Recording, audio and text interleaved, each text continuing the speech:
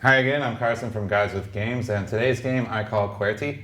It's a spelling practice game, and it also uses the English keyboard, so it will allow your students some interaction and some familiarity with where each letter is on a keyboard. You don't actually need a keyboard in your class to play, you just need to draw a picture of one on the whiteboard. I typically will also make a photocopy for each group. If I'm playing the game with 6 teams, I'll make 6 photocopies of the picture of a keyboard and give them one to look at their table. But you don't need that to be able to play the game.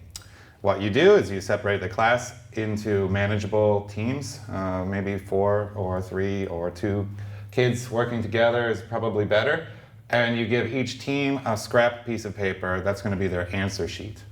So what kind of answers are they going to be writing on there? They're going to be spelling words that they already know.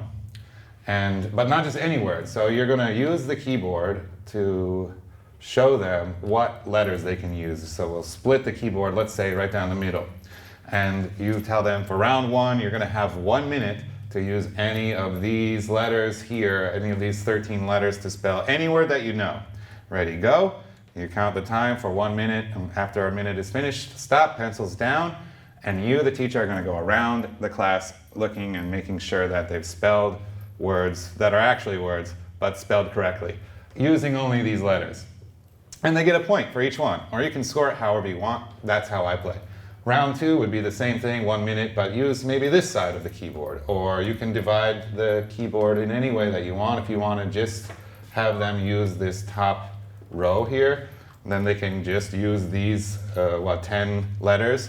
To spell whatever words that they want. You can divide the keyboard in any way that you feel is fair, but you need to make sure that whatever set you give them contains at least one vowel, or it will be impossible for them to spell any words.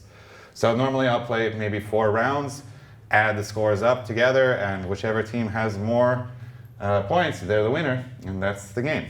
So thanks for watching.